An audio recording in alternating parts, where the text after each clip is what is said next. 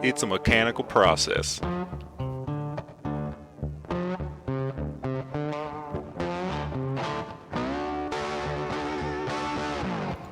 A life-saving force.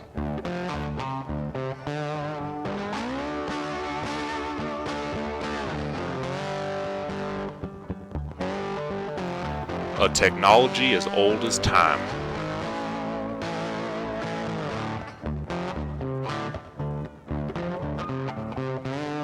And a hallmark of civilization.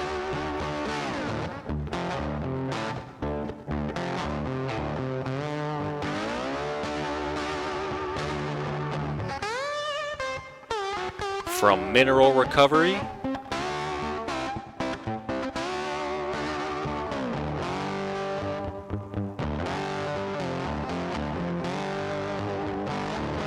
to wastewater treatment.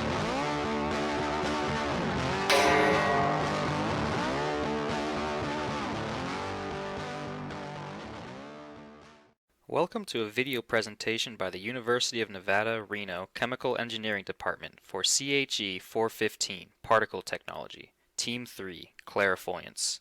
Our video explains the theory and practical applications of water clarifiers and how we went about designing and operating a bench-scale primary water clarifier. Water clarifiers, or rather settling ponds, have been being used by societies for multiple centuries on both small and large scales. The purpose of clarifiers are to improve the clarity of water for either human consumption or wastewater treatment. An example of a modern-day clarifier can be seen at the Truckee Meadows Water Reclamation Facility, or TUMWRF for short, which services municipal wastewater generated by the Reno-Sparks metropolitan area prior to its discharge into the nearby Steamboat Creek and Truckee River. TUMWRF employs two sets of clarifiers, which aid in the removal of suspended solids and microorganisms during the early stages of wastewater treatment. The clarifiers are broken up into primary and secondary clarifiers. Primary clarifiers, which are the focus of this report, separate materials which can readily settle out of a mixture given the right conditions, whereas secondary clarifiers are tasked with settling out particles which require pre-treatment in aeration tanks. The diagram shown explains the process of a clarifier best.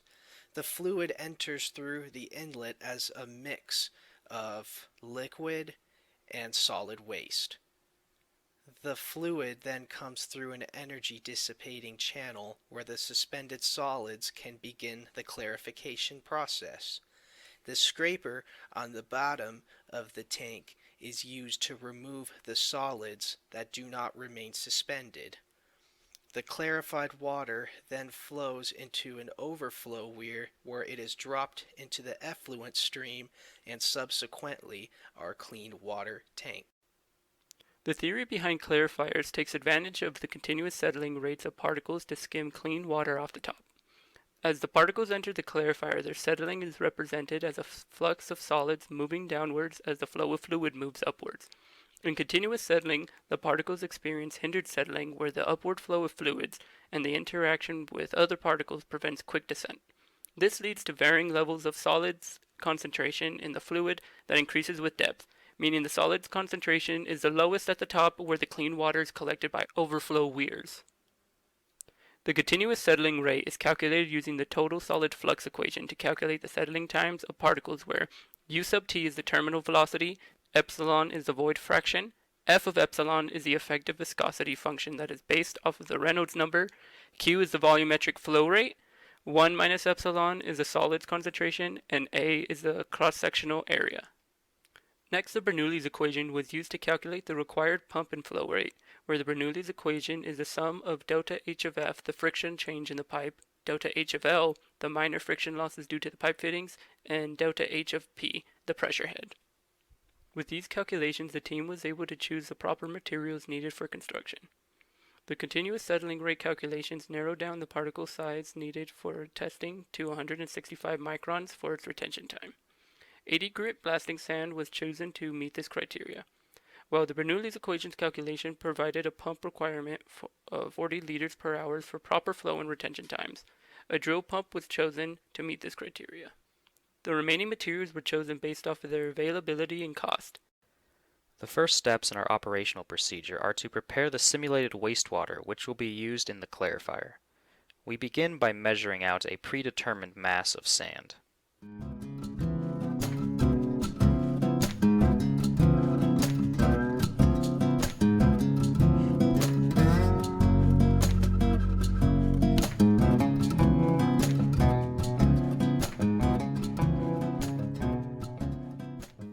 Next, we wash the sand to remove any floating material and reduce the amount of superfine particles, which could potentially stay suspended longer than our ideal retention time.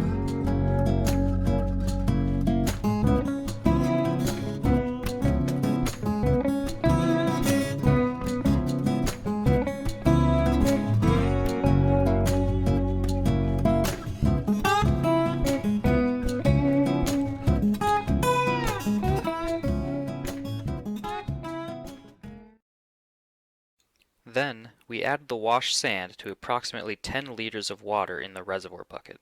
The reservoir bucket serves as a staging area which allows the sand to be prepared prior to being moved to the primary clarifier for treatment, along with providing a means for the continuous flow of fluid to the clarifier, ensuring continuous settling is maintained.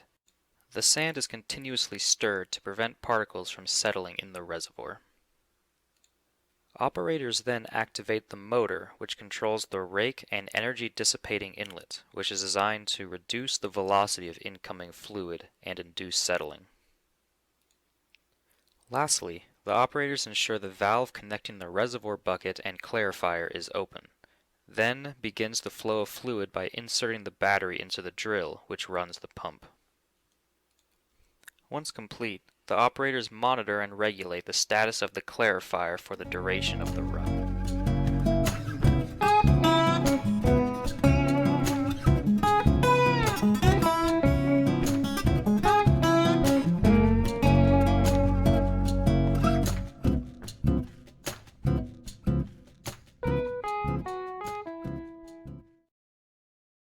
Full-scale clarifiers are accompanied with various physical and chemical hazards. However, after a brief HAZOP analysis of our operation, we discovered only a few operational hazards.